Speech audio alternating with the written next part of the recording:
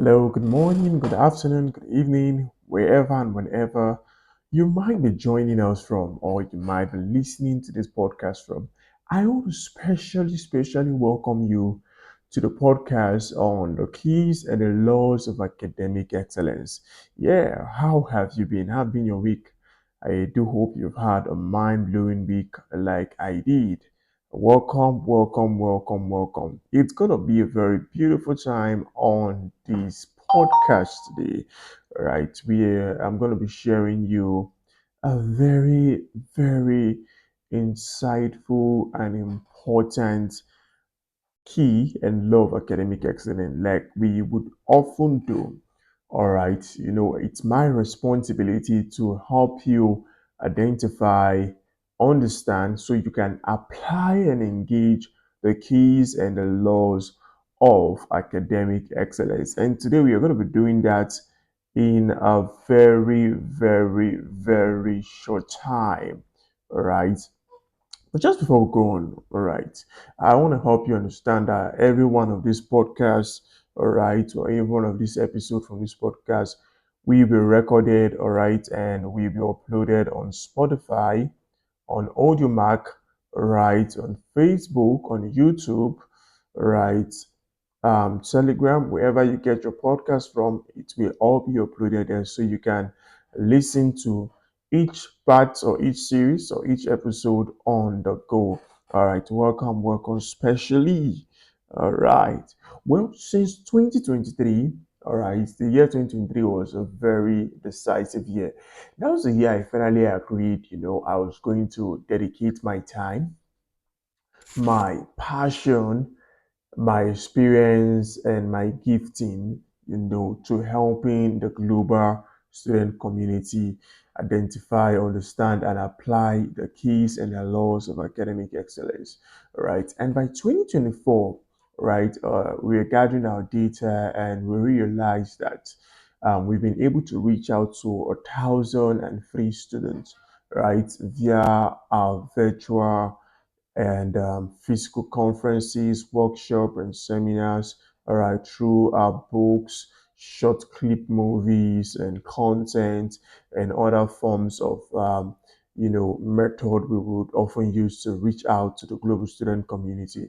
And that was really encouraging, all right, really encouraging, right? However, I can still remember the earlier days of this very pursuit and this very vision, right? I was really grappling with a few questions, and one of them was, why do some group of students excel at the academics, why the other group seem to perform poorly? All right, why do we have a group of students consistently making the A grades, while we have another group of students who is struggling to, earn a C grade? It was really a dilemma. My God, I was just going through. I said, what could be the reason for, this phenomenon, and how do we explain this? All right, and I started to think, and I started to answer from, from some of the imaginations I had, So one of those days, I said, okay, so it might be that one group of students obviously read better than the other group of students, right? But then again, I got to the realization that, wow, is reading the only requirement for being an excellent student? Of course not. All right. Even reading itself, there are different dynamics to reading. All right. And I said, wow, well, I can't tell now. I said, okay, maybe it could be that, one group of students or one of the group's course is not as hard as the other, right? Maybe, their, certain course could be complex or might be seen as complex, right? For example, studying statistics against studying mass communication, those in the statistics will tell you, oh, our course is very complex. You can't understand it dancing and smiling, right? And the other person at mass com will tell you, well, Of course, it's basically very easy. You just need to understand the concept. But then again, I do understand that every course is built uniquely, all right? And every course, of course, comes with, you know, um, a level of complexity as you go on, and all of that. So I then began to really ask, that very question, and it was looking like I wasn't coming to an answer. And I've just been thinking. So what do you think? What do you think make one student different from the other students? I love to know. But you know what? After a while, I finally came to the conclusion that there are only two kinds of students, only two types of students. Whether you are in Natural State University like I am, or you are in Lagos State University, or let's say you are in Yakubu Gowon University, formerly known as Abuja University, or you are in Yale, you are in Harvard, Oxford, Cambridge, or whatever university it might be in the whole world, or whatever tertiary institution, whatever level of education it might be, I needed to realize something very, very true. There are two types of students, all right? Two types of students. We have the excellent students and the average students. Now, the question would now be, what distinct the average students from the excellent students? What are their differences? How do you identify an excellent student? And of course, how do you identify um, an average student? Do you think their CGPA should categorize them effectively? So if I found a student who has a GPA of 1.78 and I found another student who has a GPA of 4.50, can I easily see the student who has a GPA of 4.50 is an excellent student, while the student who might be battling with 1.78 might not be an excellent student? Could we lead comparison that way? But then again, you must understand that grading or classifying students based on their academic performance, their GPA or CGPA, might not be effective enough, because I understand that any student or anyone can come out with an excellent CGPA on paper. You can find your way to an excellent CGPA on paper. You can buy your way to an excellent, respectfully speaking, you can buy your way to an excellent CGPA on paper, right? You can, pay your way through it and the rest of that, right? So grading a student or classifying, the average from the excellent students might not be rightly done on their the path of their CGPA, all right, cannot be compared on the part of their courses once more, or their course lecturer or the department. What then is the difference between an excellent student and an average student? I'll tell you. The difference between an excellent student and an average student, like I've always maintained in my teachings, right? If you follow me carefully, is that the excellent student understands and applies the laws and the keys of academic excellence. The excellent students understand and applies the keys and laws of academic excellence. While at the other hand, the average student does not understand or is completely ignorant of the keys and the laws of academic excellence. And now this is evident in the way they think, the way they believe, what they believe about their course of study, what they believe about education, what they believe about your course lecturer, the very institution where they are schooling, and even would also constitute why they have an excellent performance or why they have an average performance. For example, Mike, I'll be so dreaded, I'll be so scared to see a student who believes education is a scam, education is a waste of time and resources, with an excellent performance. The thought pattern, the thinking, and the result does not commensurate. All right, it's not aligning. So if I find you believing a contrary opinion or having a contrary opinion about education, and yet you appear to have an excellent performance on paper, it then shows me you're one of those students who is likely to buy their way through, all right, or pay their way through, or give something in exchange for an excellent performance on paper. And mind my word, I'm always saying on paper because, yes, that's where it remains on paper, right? It doesn't exceed what we can see on paper because if your grade will not translate into your character, will not translate into your belief system, will not translate to helping you identify and solve problems, then your grade is really, really, really not useful. Do you understand what I'm saying here? All right. So you find an excellent student, you find one who has the right mindset. You find one who has the right association. You find one who is identifying problem and is putting steps together to solve problems. All right. You find one who really believes that education is not a scam, as frequently or popularly believed. Rather, education is a means for enlightenment and not even a means for certification. Did you find the difference here? So, that mindset that the excellent students have, we necessitate and we insist that he or she has excellent, consistently excellent academic performance. Now, are there consequences for are there consequences for knowing and applying the keys and the laws of academic excellence or for being ignorant about them? Of course, they are. So the student who has the understanding and would apply the keys and the laws of academic excellence, in one word, is empowered to achieve academic excellence effortlessly. All right, it's so easy because what the laws and the keys will do, it will act as a propeller, right? So it pushes you, moves you swiftly, right, without so much effort because you now understand the laws and you now understand how to engage them. At the other side of the pendulum, you find the average student who is still grappling or still trying to guess his or her way to what are the keys or what are the laws of academic excellence. So, such a student, you begin to find out that they begin to experience an average performance or what I would call an inconsistent academic performance, right? So it's always rising and falling, all right? So today they find out, oh, I'm a 2-1 student, right? Meaning my CGPA happens to be around 3.50, and just the other section or just the other semester, they're already at 2.50, right? The level of consistency with how the result begin to change, it's so alarming. But again, we know why it's changing.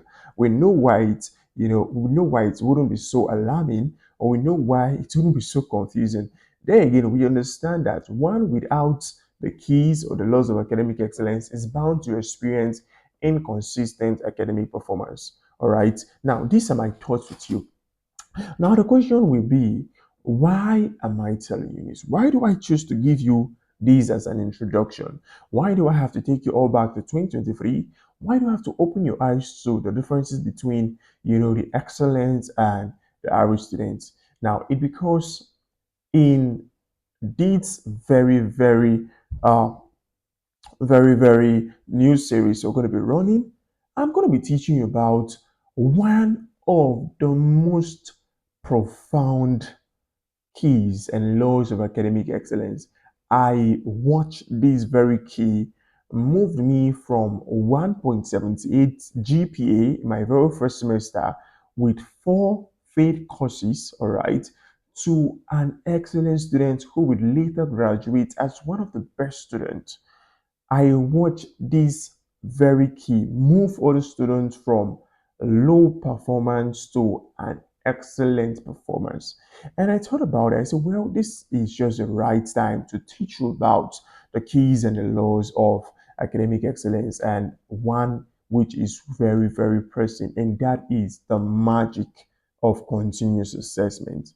Let me hear you say after me, the magic of continuous assessment.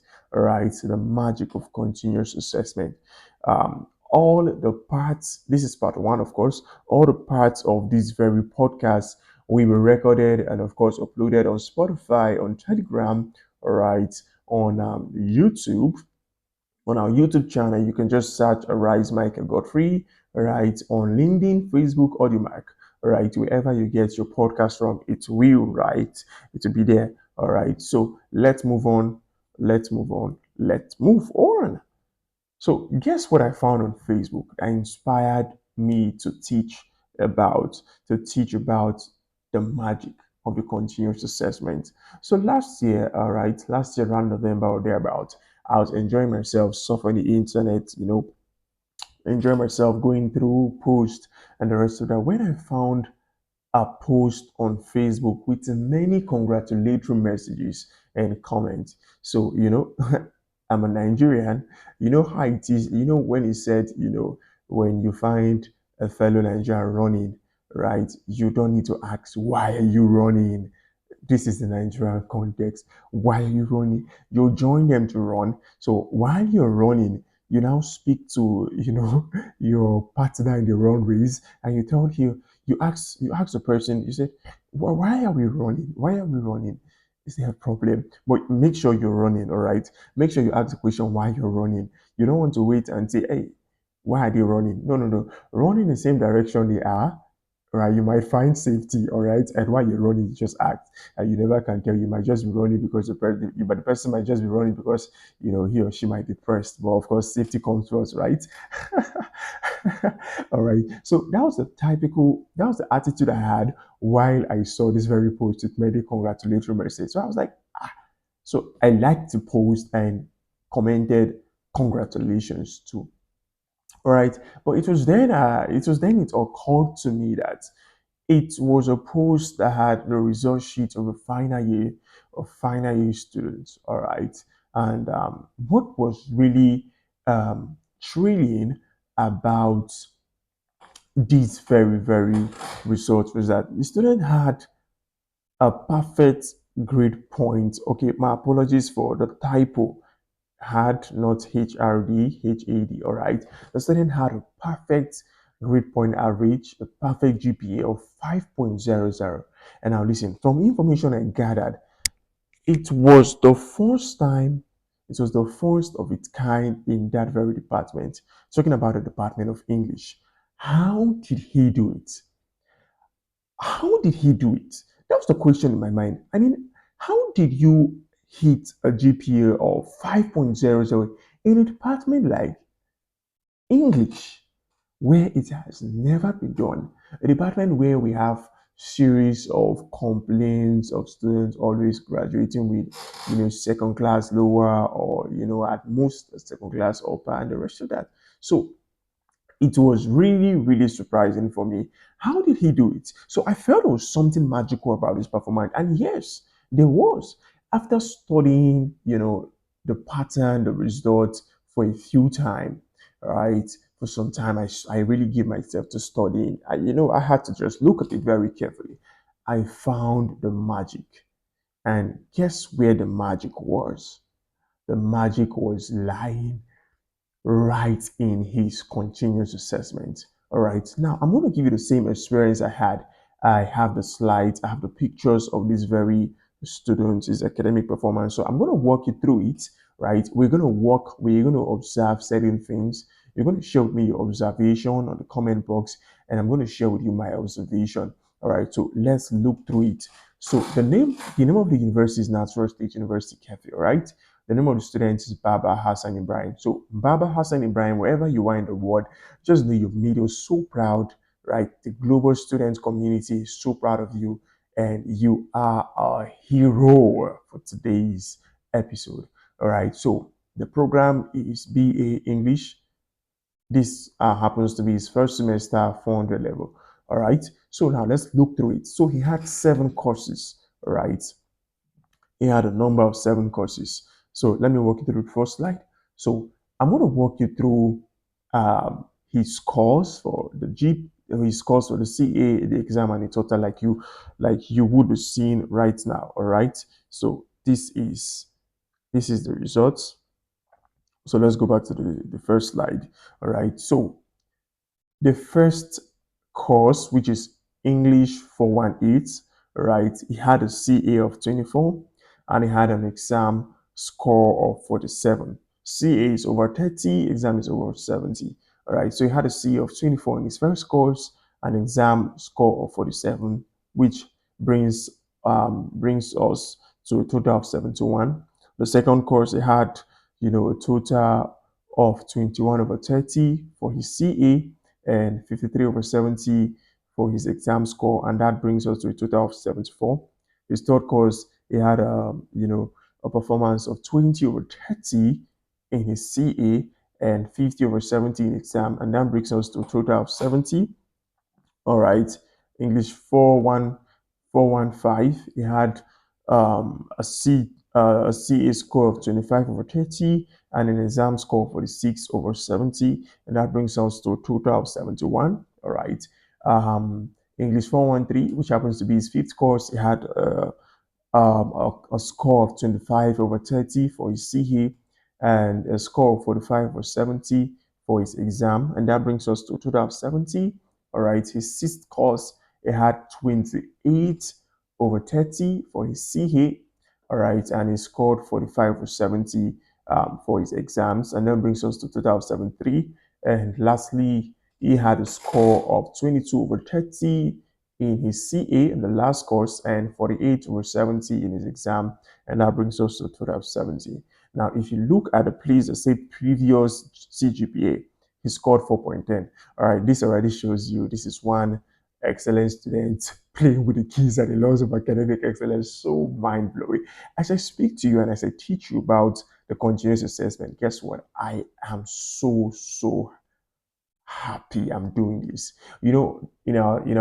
Community life university, I ended a series not too long, and a student in 300 level, Young G, right, one of our most excellent member, turns to me and said, "Sir, if we had known this during our 100 or 200 level, some of us would not be here speaking academically. We wouldn't be here if we had known there's a magic to the continuous assessment, right?" So I just want to keep you informed that it's going to be a mind-blowing series. All right. So what you can see, TCE is total credit end, which is 18. All right. Then you have total credits registered, which is 18 also. Then you have TGP.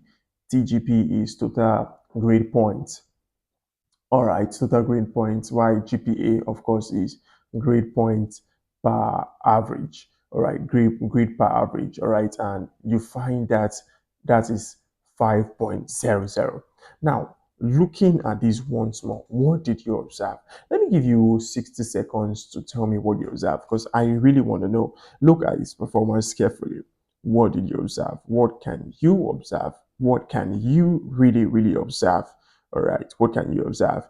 While I leave you to look at this, I was speaking to my community the other day about it, and at the end of the review, somebody said this student must be a hard worker. I said that's true. Yes, the student is a hard worker. Somebody said this student is really determined, don't you think? I said yes, he is. Somebody said look at his previous CGPA.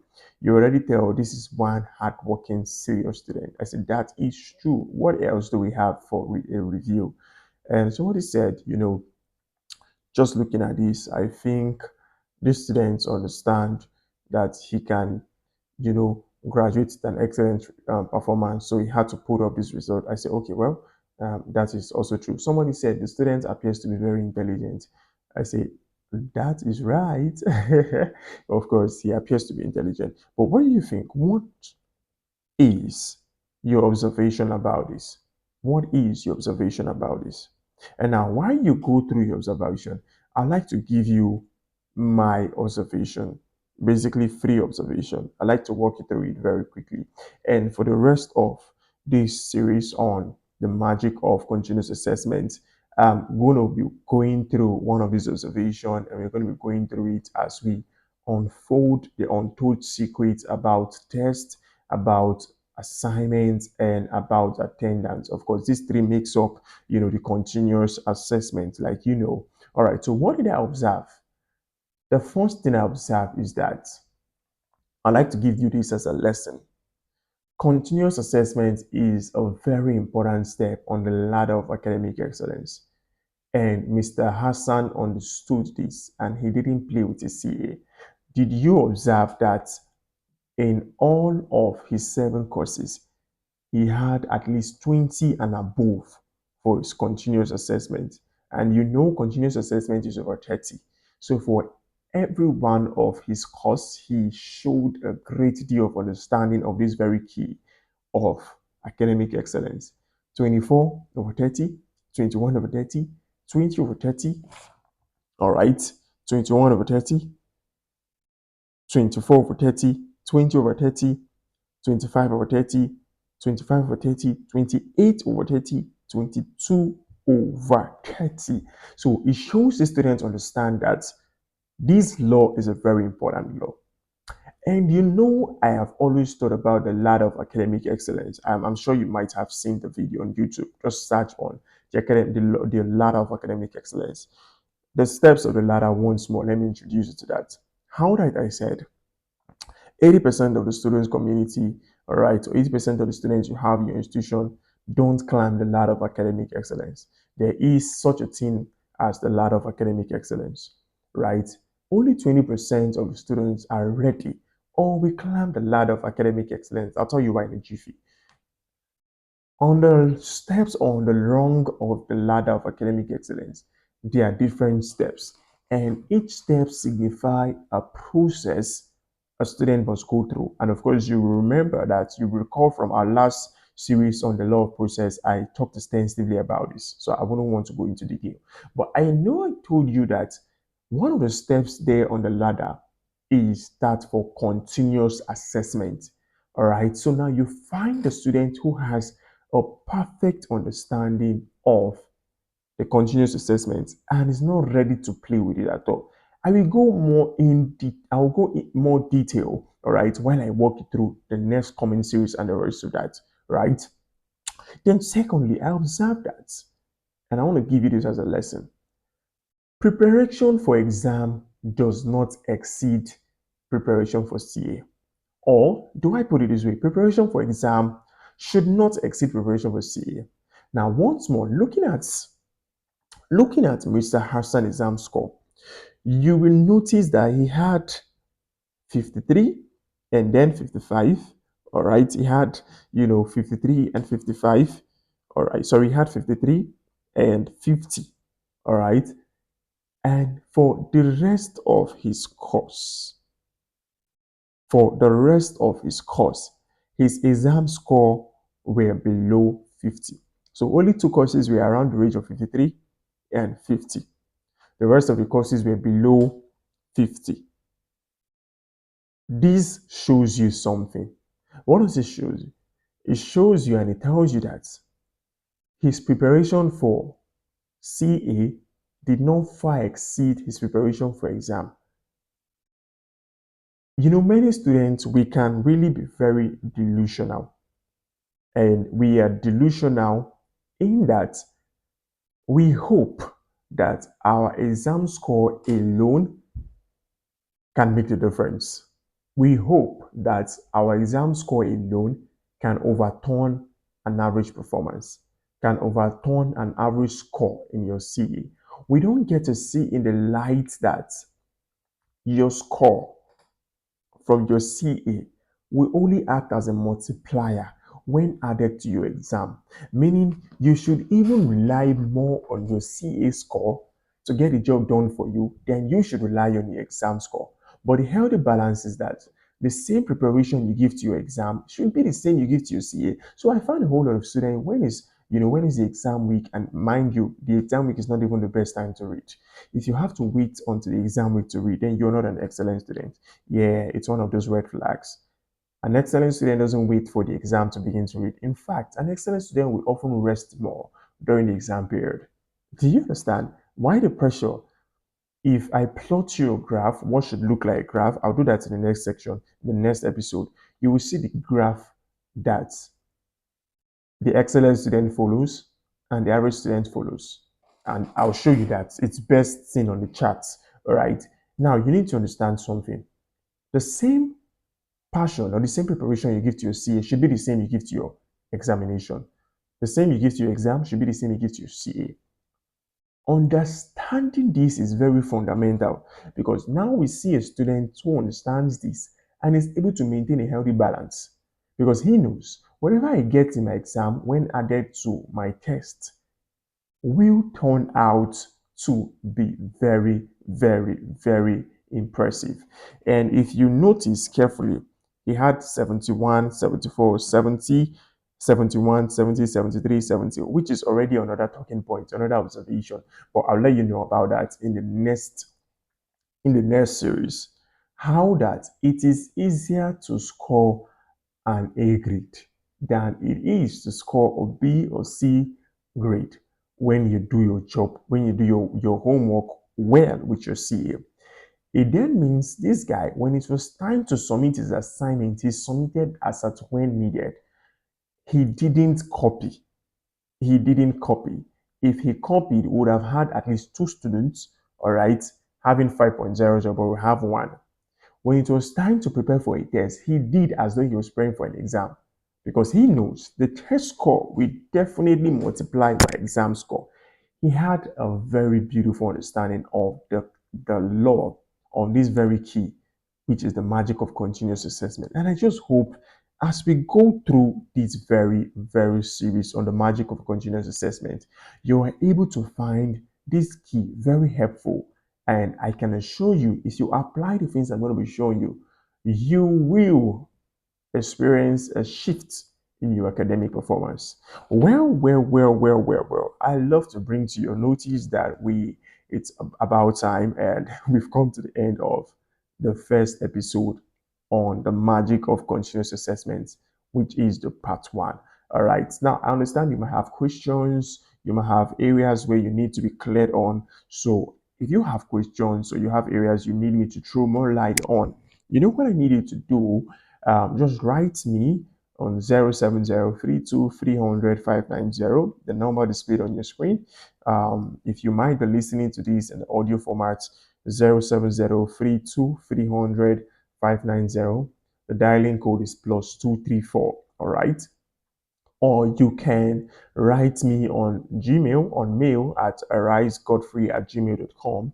All right. And or you can write to me on Facebook, Arise Michael Godfrey, or any of the platform that's you prefer. So the next episode of the Magic of Continuous Assessment will drop next week Thursday on the following social media platforms. All right, on Spotify, Telegram, YouTube, LinkedIn, Facebook, and AudioMac.